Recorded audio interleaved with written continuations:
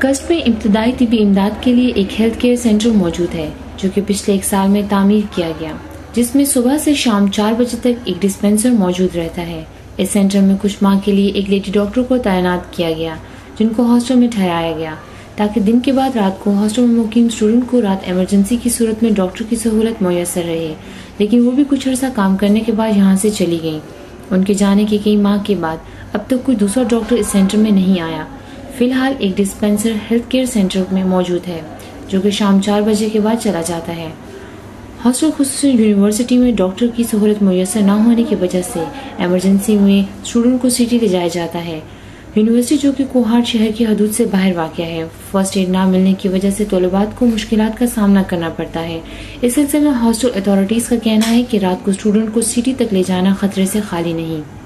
Hostel میں first aid کی کوئی بھی سہولت میسر نہیں ہے۔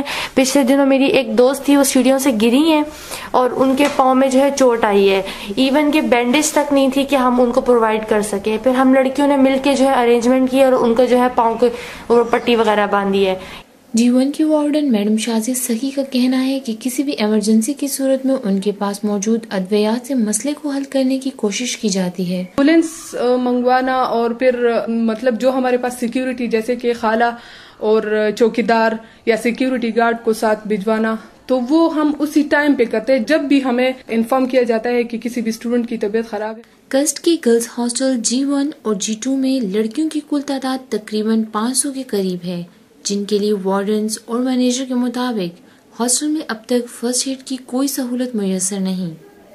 میڈیکل فیسلٹی نہیں ہے جس طرح اسٹوڈنٹس کے لیے ہونی چاہیے یونیورسٹی میں اور پھر ہاسٹلز میں، چونکہ گرلز کے مسئلے بہت سارے ہوتے ہیں، اکثر رات کے ٹائم میں بھی اسٹوڈنٹس کی طبیعت خراب ہوتی ہے، تو اس حوالے سے ہمارے پاس کوئی فیسلٹی نہیں ہے کہ ہمیں نہ فرسٹ ایڈ ٹیبلٹس اور جو فرسٹ ایڈ کے ساری دوائیاں ہیں وہ ہمارے پاس موجود نہیں ہوتی۔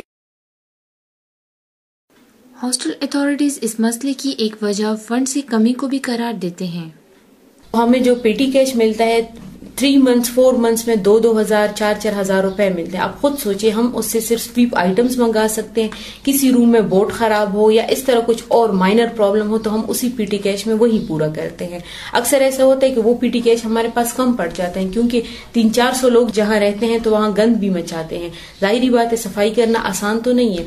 ہم نے کئی دفعہ ریکویسٹ کی ہے، ریٹن بھجوایا ہے، ایون کہ ایک نرس بھی آئی تھی انٹرویو دینے کے لیے جب ان کو پتہ چلا کہ یہ سیٹ ان کے پاس ویکٹ ہے۔ لیکن اس طرح ہے کہ جب ہم نے اسٹیبلشمنٹ میں بات کی تو یونیورسٹی میں کوئی یہ نرس کی سیٹ ہی موجود نہیں، بلکہ ہمیں یہ کہا گیا ہے کہ بجٹ ہے نہیں، یونیورسٹی خسارے میں جا رہی، تو ہم آپ کو کوئی یہ نرس نہیں دے سکتے۔ آپ کے خیال میں یہ کب تک کور ہو جائے گا؟ فی الحال میں آپ کو بتاؤں ہماری اتنی پرابلمز ہیں کہ ابھی تک ہمیں ہاسٹل مینیجر نہیں دی گئی، ہمارے سویپرز کم ہیں، ہماری آیا کم ہے، ہم نے کئی دفعہ ریٹرن دیا ہے، تو نرس تو دور کی بات ہے۔ کسٹ کے تمام ہاسٹلز کی ذمہ داری یہاں کے پرووسٹ ضلع دار صاحب کے پاس ہے۔ متعلقہ مسئلے کے بارے میں انہوں نے اپنی رائے کا اظہار کچھ اس طرح سے کیا۔ فرسٹ ایڈ بہت ضروری چیز ہے اور کوہاٹ یونیورسٹی کی ایڈمنسٹریشن کوشش کر رہی ہے کہ اس مسئلے کو حل کر لیں، اور اس سلسلے میں انہوں نے پوسٹ جو ہے میڈیکل آفیسر کی وہ ایڈورٹائز کی ہے from time to time. 1-2 medical officers آئے بھی تھے لیکن یہاں سے پھر چلے گئے، اور اب بھی کوہاٹ یونیورسٹی نے یہ پوسٹ ایڈورٹائز کی ہوئی ہے، اور بعض میڈیکل جو آفیسرز ہیں انہوں نے اپلیکیشن پٹ اپ کیے ہیں۔ G1 ہاسٹلز کی مینیجر اور وارڈن کا کہنا ہے کہ انہوں نے ریٹن فارم میں 2 دفعہ لیٹر بھی آپ لوگوں کو دیا ہے، تو اس پہ ایک پراپر ایکشن ہونا چاہیے جو کہ اب تک نہیں ہوا، کیا وجوہات ہیں؟ ہاں، اس طرح ہے کہ انہوں نے ہمیں لیٹر بھجوائے ہیں ان رائٹنگ، اور وہ ہم نے اپر مینجمنٹ کو بھجوائے ہیں وہ لیٹرز، اور اسی کی وجہ سے یہ جو پوسٹ ہے میڈیکل آفیسر کی یہ ایڈورٹائز ہوئی ہے۔ تو انشاءاللہ in the near future medical officer will be appointed and this problem will be solved.